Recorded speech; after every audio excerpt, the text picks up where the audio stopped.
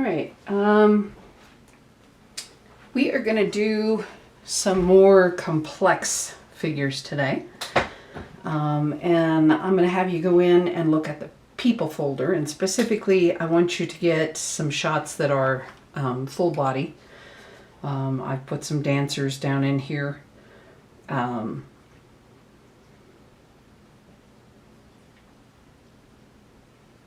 martial artists, some other things. Hopefully I will get a few more in here before you guys actually sit down to do this. But you're going to just choose one. And we're going to do or start with what is called a gesture drawing. And it's called gesture because you're going to start with some long marks. Instead of like working tiny, tiny, tiny, you're going to work some long marks. I am going to give myself an idea of where my top, and I'm getting way too high here for this picture. So I want to think about the size of this dancer in this square, and where's the top, where does the bottom actually comes all the way to the bottom line, and then I'm going to think about the width of where things kind of sit. And the idea of a gesture is to think about the long line that kind of continues through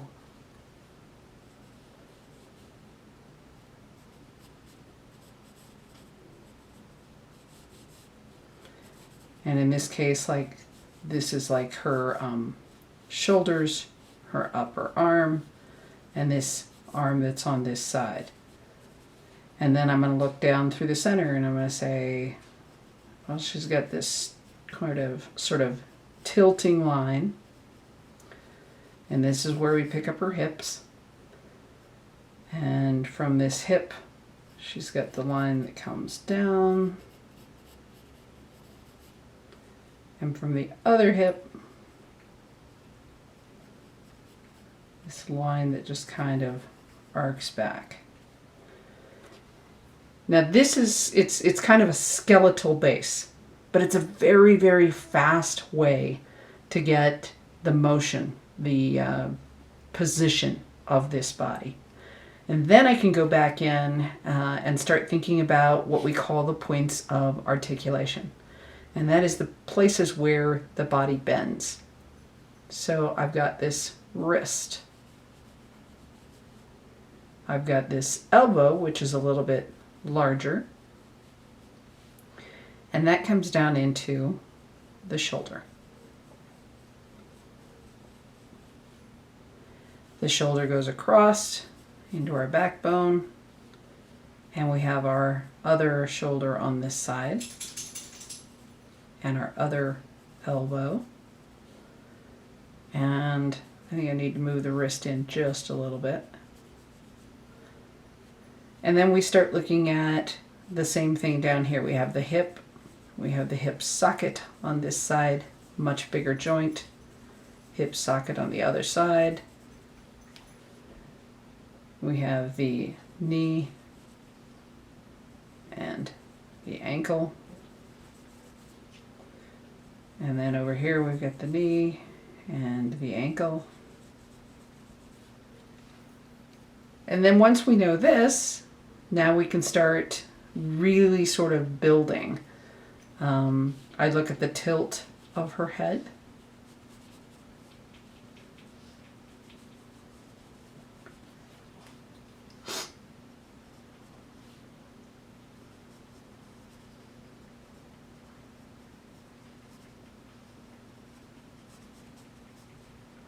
I'm not going to worry about putting in her eyes and all that kind of stuff. I'm really just roughing it in. That's part of gesture drawing.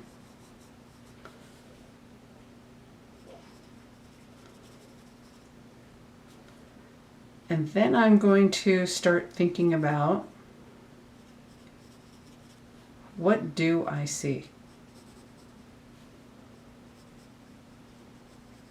As far as thicknesses, shapes. You know, the upper arm, the forearm, is generally wider towards the elbow than it is at the wrist.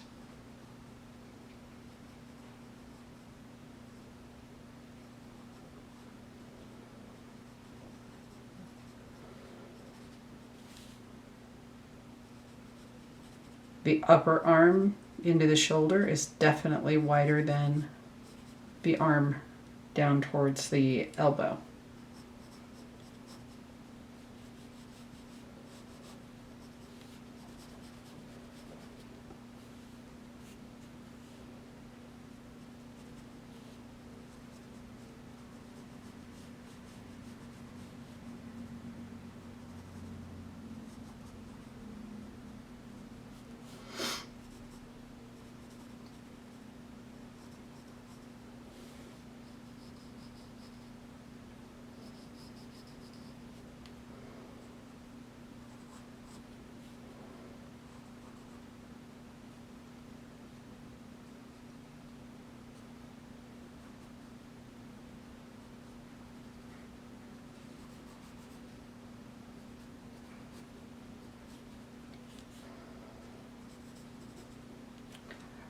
And even though I can't see her legs, I kind of know the upper leg down into the knee.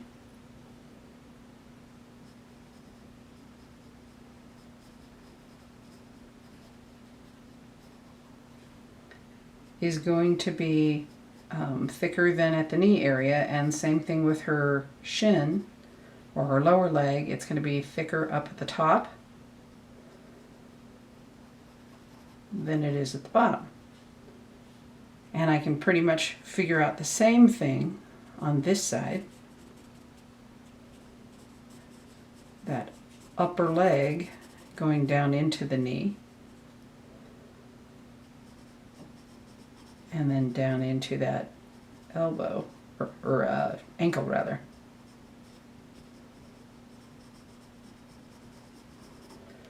And then I can put her skirt on.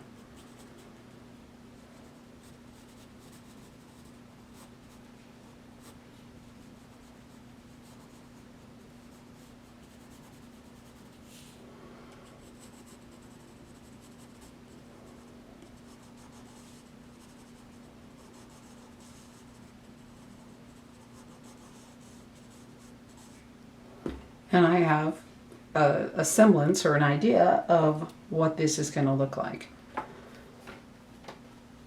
And this works with other things too. So once you've done a couple of people, you can go back and go choose something else. But try to find a full body shot. So whatever animal you choose, try to find one that's it's the whole body of the animal, so that you can really think about those points of articulation and what it looks like, how it sits. Let's see if I've got any on my that I haven't uploaded yet. I'll get those uploaded. Let's do this guy. All right. So if I take a look at this horse now, make sure I have this where you can see it. I can do the same kind of thing. I can take a look at it and say, okay, in this square that I'm using, top, bottom,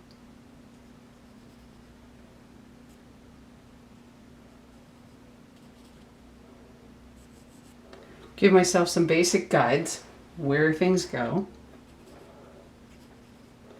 And then I can start looking at those longer sorts of lines that go through. So if I want to think about the front of his head and tilt at the neck,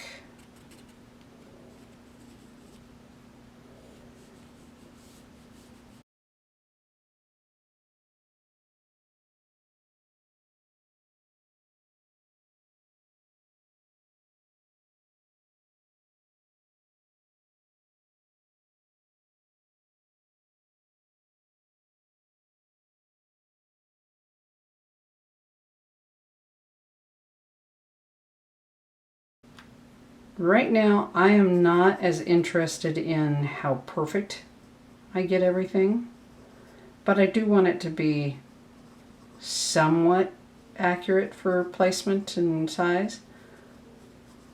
So I compare visually. I start looking at it, I use my ruler or my pencil, and I will lay it across the body and then, up from the leg, from the bottom to the shoulder, and I'll check myself. My length of my body from the bottom leg to the shoulder, I'm probably just a smidge making this guy probably a little bit bigger than what I should. So I can cut him down a little.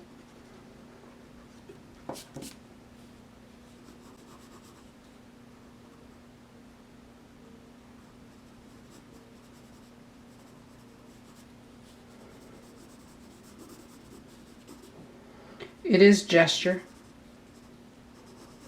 so I'm less concerned about all of my details. I'm working from kind of as we did before, a general to a specific.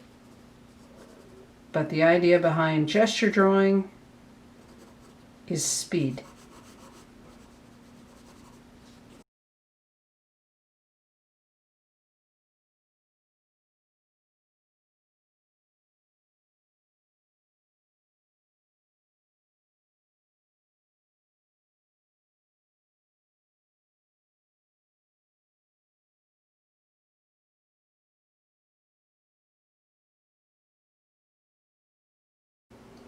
But it's just a gesture. It's kind of scratchy, and that's okay. I didn't spend a lot of time erasing. Most of it, you just draw right back over the top. It's a really good way to work out compositions in your sketchbook. It gives you a chance to very quickly try several different, body positions and decide which one you want, without spending hours just trying to draw one position. Then you can very quickly go, I don't like that, or perfect, So we're going to do some gesture today. Aim for 4. You saw that didn't take that long. So aim for a minimum of 4. And if you get 4 decent ones, then take your time on doing another 1 or 2 and see how accurate, how detailed you can actually get it. Working from that general to that specific and changing some different body positions.